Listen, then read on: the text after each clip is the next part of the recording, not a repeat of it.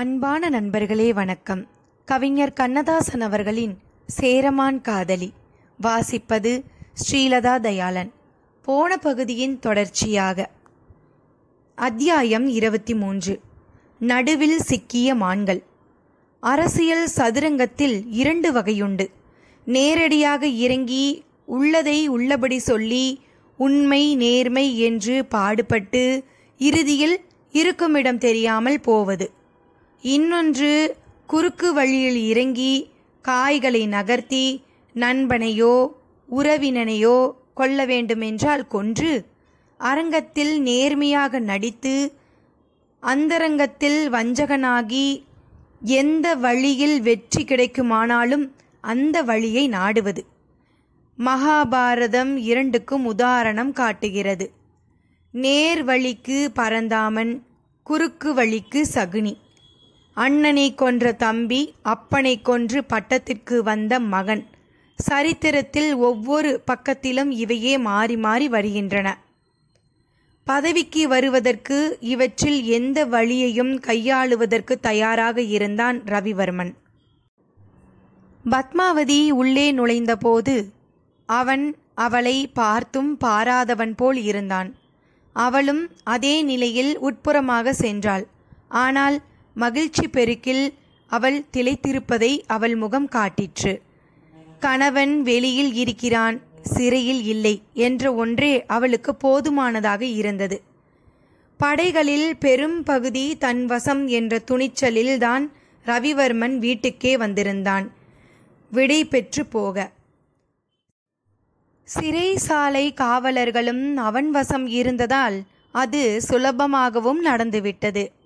சகோதரரின் திறமை, சாகசம் இவற்றில் தாவளி சகோதரிகளுக்கு பெருமிதம் இருந்தது. அவன் பட்டத்திற்கு வருவதிலும் அவர்களுக்கு விருப்பம் இருந்தது. ஆனால் யாரை எதிர்த்து அவன் பட்டத்திற்கு வரப்போகிறான்? மார்த்தாண்டவர்மனை. யார் அந்த மார்த்தாண்டவர்மன்? அவர்களுக்கு அவனும் ஓர் அன்பு சகோதரன். ரவிவர்மன் சொன்னவற்றையெல்லாம் அவர்கள் கேட்டுக்கொண்டிருந்தார்கள். தான் தலைமறைவாக செல்வதாகவும் அடுத்து அவர்கள் தன்னை அரசனாகவே சந்திப்பார்கள் என்றும் அவன் சொன்னபோது சாலியூர் தாவளி இடைமறித்து, தம்பி மார்த்தாண்டவர்மனின் உயிருக்கு ஒன்றும் ஆபத்து இருக்காதே என்று கேட்டாள். மகுடம் தலையிலே இருக்கிறது, அதை மட்டும் தனியே கலற்ற முடிந்தால் ஆபத்து இருக்காது. தலையையும் சேர்த்து கலற்ற வேண்டியிருந்தால் அதுவும் பகவதி அம்மன் ஆணையாகத்தான் இருக்கும் என்றான் ரவிவர்மன். ஐயோ என்று தன்னை மறந்து கூவிவிட்டாள் மூரினூர் தாவளி. நான் அழ விரும்பவில்லை. நான் அழாமல் இருப்பதற்கு சிலர் அழுதுதான் தீர வேண்டும் என்றால் அதை நிறுத்துவது என் கையில் இல்லை. தந்தைக்கு பிறகு மகனே பட்டத்திற்கு வர வேண்டும் என்பது சம்பிரதாயமாக இருக்கலாம். ஆனால் தகுதி உள்ளவன் வர வேண்டும் என்பதே ஜனங்களின் விருப்பம். எனக்கே தகுதி இருப்பதாக ஜனங்கள் கருதுகிறார்கள் என்றான் ரவிவர்மன். தாவளி சகோதரிகள் வாய்மூடி மௌனிகளாக இருந்தார்கள். எந்த நாடும் நீண்ட நாட்கள் அமைதியாக இருப்பது இறைவனுக்கு பிடிக்காத காரியம் போலும். சேரமான் பெருமாள் ஆட்சி முழுவதும் நிம்மதியோடு இருந்த சேரநாடு இனி நிம்மதி இழக்கப் போகிறது. இது தாவளி சகோதரிகளுக்கு புரிந்தது. அவர்கள் அரசியல் யோசனை கூறக்கூடியவர்களாக இல்லை. மனதுக்குள்ளேயே பகவதி அம்மனை வேண்டிக் கொண்டிருந்தார்கள். அறையின் உள்புறத்தில் கதவை பாதி சாத்தியபடி அனைத்தையும் கேட்டுக்கொண்டிருந்தாள் பத்மாவதி. இதில் அவள் செய்யக்கூடியதுதான் என்ன இருக்கிறது? தோட்டத்து மயிலிடம் ஆட்டத்தின் அழகைத்தான் எதிர்பார்க்க முடியுமே தவிர நரியின் தந்திரத்தையோ வேங்கையின் வீராவேசத்தையோ எதிர்பார்க்க முடியாது. வீட்டுக்கு வந்திருந்த ரவிவர்மன் விடைபெற்று செல்ல வந்தவன்தானே. விடைபெற்று சென்று விட்டான். ஒரு வீரனை வழியனுப்பும் முறையில் அவர்கள் அவனை வழியனுப்பவில்லை. நாளை நாம் அழப்போகிறோம். அந்த அழுகை ஒன்று ரவிவர்மனுக்காக இருக்கலாம், இல்லையில் தம்பி மார்த்தாண்டவர்மனுக்காக இருக்கலாம் என்பதே அவர்கள் கவலை. ரவிவர்மன் மாறுவேடம் அணியவில்லை. அசல் ரவிவர்மனாகவே குதிரையில் ஏறினான். வாசலில் இருந்த காவலர்கள் சிலரும் தங்கள் குதிரையில் ஏறி அவனை தொடர்ந்தார்கள். முதலில் அவன் சிரியன் கிறிஸ்தவர்கள் தெருவுக்கு சென்றான். அங்கிருந்த சந்தை பெருவெளியில் நின்றான். தாரை தப்பட்டைகள் முழக்கி ஒரு சிறு கூட்டம் அவனை வரவேற்றது. அவர்கள் சிரியன் கிறிஸ்துவர்கள் அல்லர், சேர நாட்டுக்காரர்களே. சிரியன் கிறிஸ்துவர்கள் அங்கே கூடத் தொடங்கினார்கள். ரவிவர்மன் சிறைப்பட்ட செய்தி அறிந்த அவர்கள் அவனை அங்கே கண்டதும் திகைப்படைந்தார்கள். எனவே கிறிஸ்துவ சகோதரர்களே, சேர நாட்டில் நீங்கள் குடியேறி பல ஆண்டுகள் ஆகிவிட்டன. அராபிக் கடலில் மிதந்து வந்த உங்கள் மூதாதையரின் கப்பலை கூட நீங்கள் மறந்து போயிருப்பீர்கள். வாணிபத்துக்காக வந்த உங்களை வரவேற்று இருக்கை தந்தது சேரநாடு. இருக்கை தந்ததே தவிர சேர நாட்டில் உங்கள் பங்கு என்ன? நீங்கள் வெறும் சந்தை வணிகர்கள்தானா? நான் ஆட்சிக்கு வந்தால் உங்களில் ஏழைகளாக உள்ளவர்களுக்கு ஆளுக்கு ஒரு வீடு கொடுப்பேன், அரசியலில் இடம் கொடுப்பேன். இந்த நாட்டு மண்ணின் மைந்தர்களுக்கு என்னென்ன உரிமைகள் உண்டோ அத்தனை உரிமைகளையும் நான் தருவேன். சிரியன் கிறிஸ்தவர்கள் தங்களுக்கு என்று ஆலயம் கட்டிக்கொள்ள வஞ்சியின் ஓரமாக 100 காணி நிலத்தை உடனடியாக வழங்குவேன். எனக்கு நீங்கள் பதில் சொல்ல வேண்டாம், யோசித்து பாருங்கள். உண்மையில் அவன் அவர்கள் பதிலுக்காக காத்திருக்கவில்லை. குதிரையில் இருந்தபடியே பேசினான். குதிரையை தட்டிவிட்டு கிளம்பினான். அராபிய தெருவுக்கு குதிரை சென்றது. அங்கேயும் அவனை வரவேற்க சிலர் காத்திருந்தார்கள். அவர்களும் சேர மக்களே. மக்கள் அவர்கள் மிகவும் நல்லவர்கள். 2000 ஆண்டுகளுக்கு மேலாக என்ன செய்கிறோம் என்பது புரியாமலேயே அவர்கள் இயங்கி வந்தார்கள். அதற்கு முன்னிருந்த மக்களைப் போலவே 8ஆம் நூற்றாண்டில் இருந்த மக்களும் இருந்தார்கள். அவர்கள் முன்னிலையில் ரவிவர்மன் குதிரை நின்றது. அவனை சுற்றிலும் அவனது காவலர்களும் நின்றார்கள். ஆச்சரியத்தோடு அராபியர்கள் கூடிவிட்டார்கள். ஓ அராபியர்களே, உங்கள் கப்பல்களும் அராபிக் கடல் அலைகளிலேதான் மிதந்து வந்தன.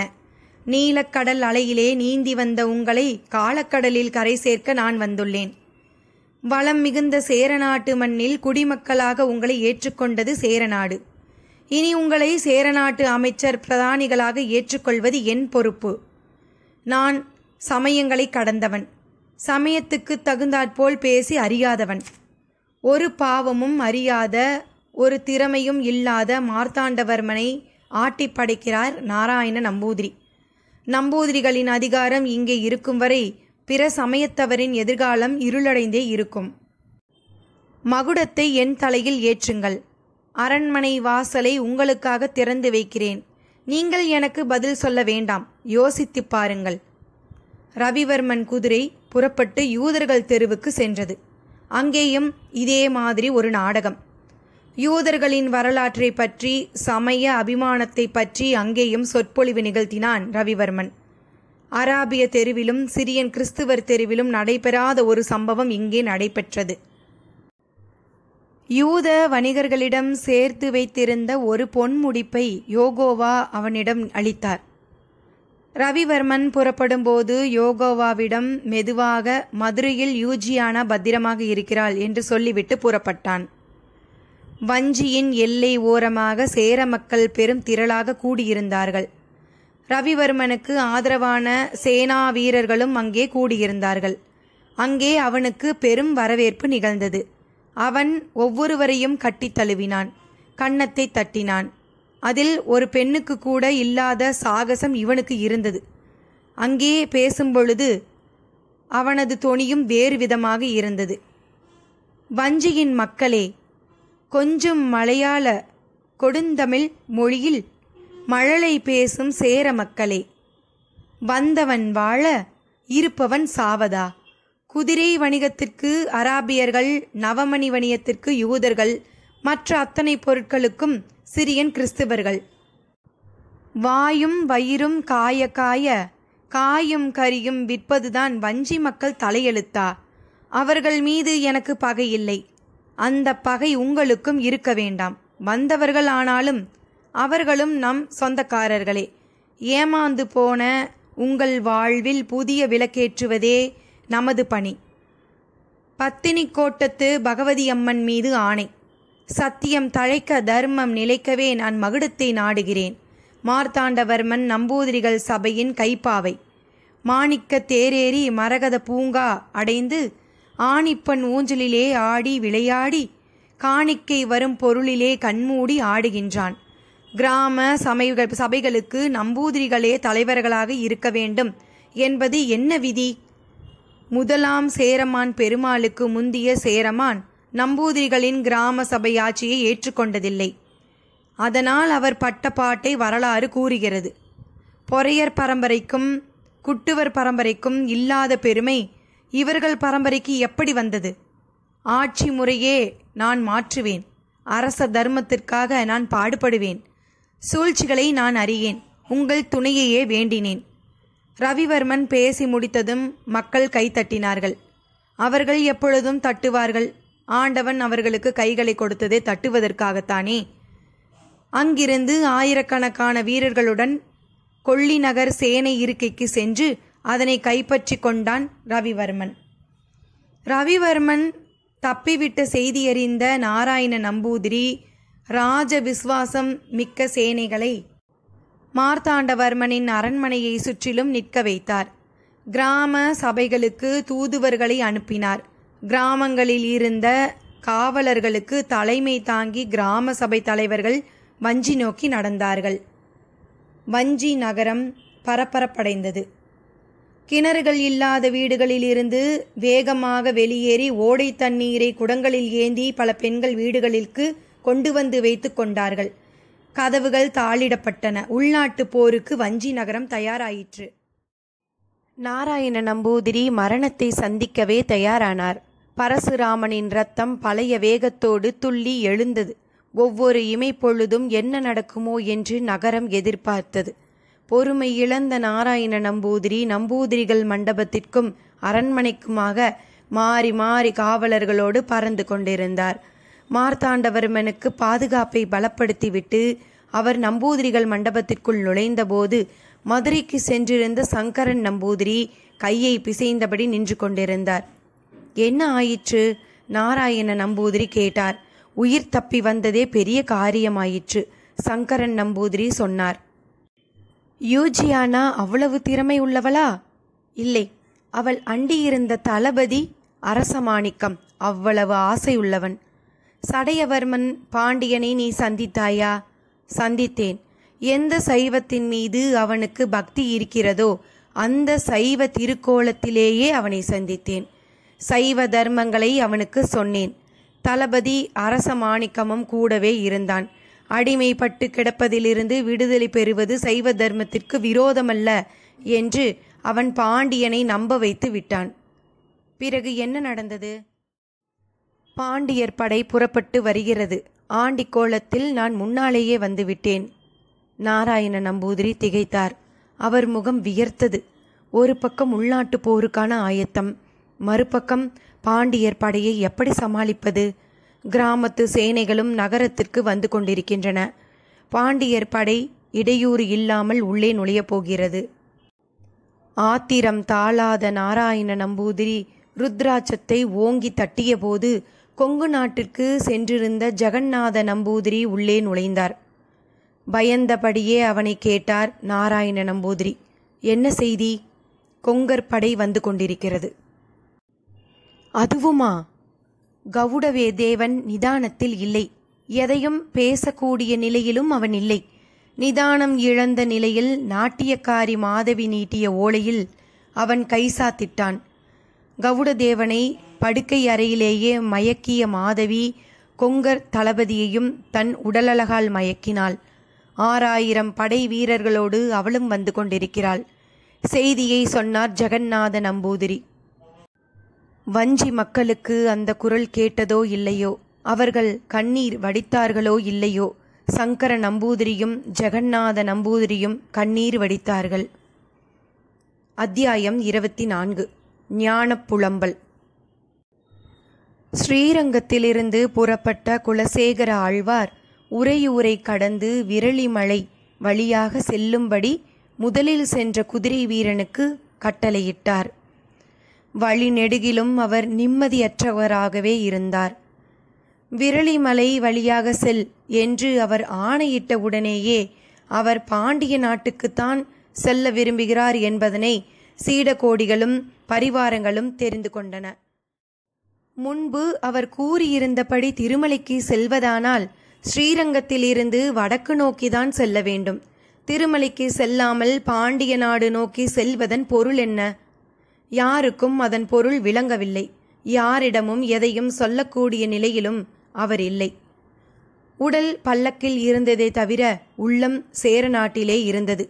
தமது வம்சம் அழியப் போவது போலவும் மார்த்தாண்டவர்மன் கொல்லப்படுவது போலவும் அவருக்கு தோன்றின. இரத்தம் வெகு வேகமாக விளையாடத் தொடங்கியது. ஞானத்தின் பக்குவம் முழுவதும் அடிபட்டு போயிற்று. இடையிலே அவர் தண்ணீர் கூட அருந்தவில்லை. பல்லக்கை நிறுத்தும்படி எங்கும் கேட்கவில்லை. வெறும் சடலமாகவே வீற்றிருந்தார். விரலிமலை எல்லைக்கு அவர் நுழைந்தபோதுதான் அங்கே திருவிழா நடந்து கொண்டிருந்தது அவருக்கு தெரிந்தது. விரலிமலை கோயில் புதுப்பிக்கப்பட்டு குடமுழுக்கு விழா கோலாகலமாக கொண்டாடப்பட்டு கொண்டிருந்தது. கூட்டத்தை விலக்கிக் கொண்டு கையில் இருந்த சலங்கை கட்டிய வேல் கம்பை தட்டிக்கொண்டு ஏராளமான பரிவாரங்கள் வருவதையும் நடுவில் ஓர் அழகான பல்லக்கு வருவதையும் கண்ட விரலிமலை பக்த கோடிகள் யாரோ ஒரு ராஜயோகி வருகிறார் என்பதனை மட்டும் கண்டு கொண்டார்கள். யார் அவர், யார் அவர் என்று ஒருவரை ஒருவர் கேட்டுக்கொண்டார்கள். ஆவல் தாழ முடியாமல் பரிவாரங்களில் ஒருவரிடம் ஒரு முதியவர், யாரப்பா அது என்று கேட்டுவிட்டார். அவனும் நடந்தபடியே ஸ்ரீலஸ்ரீ சேரமான் பெருமாள் குலசேகர ஆழ்வார் என்றான். உடனே சேரமான் பெருமாள், சேரமான் பெருமாள் என்று சிலரும், குலசேகர ஆழ்வார், குலசேகர ஆழ்வார் என்று பலரும் பேசினர். இரண்டொருவர் வெகு வேகமாக மலையில் மீது ஏறி அங்கு முருகனுக்கு சாத்துப்படிகளை கவனித்துக் கொண்டிருந்த சரவண பெருமாள் நாயக்கரை வானகோவரையரையும் அழைத்து கொண்டு ஓடி வந்தார்கள். இருவரும் பட்டுத்துண்டை இடுப்பிலே கட்டிக்கொண்டு கோயில் எதிரிலேயே குலசேகர ஆழ்வாரை வழிமறித்தார்கள். கீழே விழுந்து கும்பிட்டார்கள். பல்லக்கிலிருந்து வெளியே எட்டி பார்த்த குலசேகர ஆழ்வாருக்கு அது ஓர் இடையூறாகவே இருந்தது. சாதாரண காலங்களில் தனியொரு அடியவரை கண்டாலும் தம் நிலை மறந்து பேசிக்கொண்டிருக்கும் குலசேகர ஆழ்வார் அப்போது கொஞ்சம் சங்கடப்பட்டவர் போல காணப்பட்டார். பரிவாரங்களை விலக்கிக் கொண்டு பல்லக்கை நெருங்கிய சரவண பெருமாளும் வானகோவரையரும் ஆழ்வாரிடம் கை நீட்டினார்கள். இருவருக்கும் அவர் திருநீர் கொடுத்தார். ஆனால் அவர்கள் அவரை விடவில்லை. சுவாமி, கொஞ்சம் மலைக்கு வந்து ஏழை எளிய அடியவர்களுக்கு 4 வார்த்தை உபதேசித்து விட்டு போக வேண்டும் என்று கேட்டுக்கொண்டார் வானகோவரையர். நான் அவசரமாக திருவல்லிபுத்தூருக்கு சென்று கொண்டிருக்கிறேன், என்னை இடைமறிக்காதீர்கள் என்றார் குலசேகர ஆழ்வார். நாங்கள் எதிர்பாராத வண்ணம் விரலிமலை முருகன் தான் உங்களை இங்கு அழைத்து வந்திருக்கிறார். இனி நாங்கள் உங்களை எப்போது தரிசிக்கப் போகிறோம்? 2 நாளிகள் எங்களோடு தங்கி விடைபெறலாகாதா என்று கெஞ்சினான் சரவண பெருமாள். முகத்தை சுளித்தபடியே பல்லக்கை கீழே வைக்க சொன்னார் குலசேகர ஆழ்வார். நிம்மதியற்ற நிலையில் ஒருவன் என்ன உபதேசிக்க முடியும்? கனவுலகில் நடப்பது போல் அவர் மலையின் மீது நடந்தார். விரலிமலை முருகனை தரிசித்தார். அந்த முருகனின் முன்னிலையில்தான் சோழ நாட்டு தேவதாசிகள் பொட்டு கட்டி தங்களை அர்ப்பணித்துக் கொள்வது வழக்கம். அதனாலேயே அந்த மலைக்கு விரலிமலை என்ற பெயரும் வந்தது. தேவனுக்கு அடியவராக பெண்களே தங்களை அர்ப்பணித்துக் கொள்ளும் அந்த சன்னிதானத்தில் தம் நினைவற்றவர் போல் நின்றார் குலசேகர ஆழ்வார். இது மெய் மறந்த நிலையுமல்ல, பக்தி நிலையுமல்ல. கையிலே வேல் கொண்டு நிற்கின்ற முருகா, இந்த வேலோடு நீ வஞ்சி நகருக்கு செல்லக்கூடாதா என்று வேண்டுகோள் விடுகின்ற நிலையே அது. சன்னிதானத்து முன் மண்டபத்திற்கு அவர் திரும்பி வந்தபோது அங்கே இரத்தின கம்பளம் விரித்து ஆடுவதற்கு 2 தாசி பெண்கள் நின்றிருந்தார்கள். அதை பார்த்ததும் ஆட்டம் பார்க்கும் ஆசை தோன்றவில்லை. ஆழ்வாருக்கு இதிலே எவ்வளவு நேரம் போகுமோ என்ற கவலையே தோன்றியது. அவர்கள் பாடிக்கொண்டு ஆடியது விரகதாபம் மிகுந்த ஒரு பதம். திருக்கோயில்களில் விரகதாபம் பாவம் என்பது பக்தி ரசத்தின் உணர்ச்சிமயமான பாவம். பக்தி நிலை, காதல் நிலை இரண்டும் தான் மெய்மறந்த நிலைகள். முற்றி முதிர்ந்த பக்தி நிலைக்கு காதல் நிலையின் சாயல் உண்டு. அது உடல் வழி காமம் அன்று, மன வழி உணர்வே. இறைவன் தன்னிடம் ஐக்கியமாக வேண்டும் என்று ஒருத்தி விரும்புகிற விருப்பமே அங்கே விரகதாபம். கணவன் தனக்கே உரியவனாக இருக்க வேண்டும் என்று விரும்புவது போல் இறைவனும் தனக்கே உரியவனாக இருக்க வேண்டி கொள்வதே அந்த விரகதாபத்தின் நோக்கம். சுற்று சூழ்நிலைகளிலும் தேவதாசிகளின் நாட்டியத்திலும் கவலையை கொஞ்சம் மறந்திருந்தார் குலசேகர ஆழ்வார். நாட்டியம் முடிந்ததும் அவர் பேசத் தொடங்கினார். இறைவனோடு ஐக்கியமாகும் பரிபூரண நிலையை தாசி பெண்களும் விரும்புகிறார்கள். அடியார்களையும் ஞானிகளையும் விட இவர்கள் அதிர்ஷ்டசாலிகளே. பருவம் வந்த காலத்தில் இருந்தே தங்களுக்கென்று ஒரு சுகம் அவர்களுக்கு தேவைப்படுவதில்லை. எல்லோரிடத்தும் இறைவனைக் கண்டு அதிலே திருப்தி அடைந்து வருகிறார்கள். ஆனால் அடியவர்களும் ஞானிகளும் இறைவனை தேடி எங்கெங்கோ அலைகிறார்கள். கடைநிலையில் இருப்பவர்களுடைய நிம்மதி உயர்நிலையில் இருப்பவர்களுக்கு வருவதில்லை. சொல்லப்போனால் அவர்களுடைய பக்குவம் கூட இவர்களுக்கு வாய்ப்பதில்லை. உடல் நோய் கொண்டவனுக்கு உடல் நோயை விட மனநோயே பரவாயில்லை என்று தோன்றுகிறது. மனநோய் கொண்டவனுக்கோ உடல் நோயே பரவாயில்லை என்று தோன்றுகிறது. இங்கே அடியவர்கள் மனநோய் இல்லாதவர்கள். ஆகவே இன்றைய கவலை இல்லை. உடல் நோயை எதிர்பார்த்தே வாழ்கிறார்கள். அதனால் அன்றைய கவலையும் இல்லை. ஏதும் அறியாத இவர்களுக்கு 2 கட்டத்தையும் கடந்த பக்குவம் இருக்கிறது. எனக்கும் அந்த பக்குவம் இருந்தால் இன்னும் கொஞ்ச நேரம் உங்களோடு பேசிக்கொண்டிருக்க முடியும். எனக்கு அந்த பக்குவம் இல்லை. மீனுக்கு நதியே சுடுகாடாகிவிட்டால் அதற்கு வேறு போக்கிடம் ஏது? எல்லாம் வல்ல முருகன் உங்களை காக்கட்டும். குலசேகர ஆழ்வார் நடக்கத் தொடங்கினார். அவரால் நடக்க முடியவில்லை. அவ்வளவு பெண்களும் குழந்தைகளும் அவர் காலடியில். அவர் மீண்டும் மனிதரானார். அவர் கண்களிலிருந்து கண்ணீர் தாரை தாரையாக வழிந்தது. உலகம் நம்மை வணங்குகிறது. ஒரே ஒருவன் மட்டும் நம்மை சித்திரவதை செய்கிறானே என்று எண்ணிய போது அவருக்கும் உபதேசம் தேவைப்படுவது போல் தோன்றிற்று. பல்லக்கு விடை பெற்று கொண்டபோது விரலிமலை மக்களின் அத்தனை கரங்களும் மேல் நோக்கி உயர்ந்தன. அதிகாலை நேரத்தில் ஆழ்வாரும் பரிவாரங்களும் மதுரை நகருக்குள்ளே நுழைந்தபோது அந்த நேரத்திலேயே மதுரை சுறுசுறுப்பாக இருப்பது போல் காணப்பட்டது. முன்கூட்டியே சீடர்களுக்கும் பரிவாரங்களுக்கும் எச்சரித்தபடி அவர்கள் யாரும் வந்து கொண்டிருப்பது குலசேகர ஆழ்வார்தான் என்று மதுரை மக்களுக்கு சொல்லவில்லை. மதுரை நகரில் ஏராளமான குதிரை வீரர்களும் காலாட்படைகளும் திரண்டு கொண்டிருந்தன. அந்த வீரர்களுக்குள்ளே புகுந்த ஆழ்வாரின் சீடன் ஒருவன் விவரங்களை தெரிந்து கொண்டான். ஆம், அப்போதுதான் அந்த படைகள் சேர நாட்டிற்கு புறப்பட்டு கொண்டிருந்தன. ஆழ்வார் பெருமூச்சோடு அந்த இடியையும் தாங்கிக் கொண்டார்.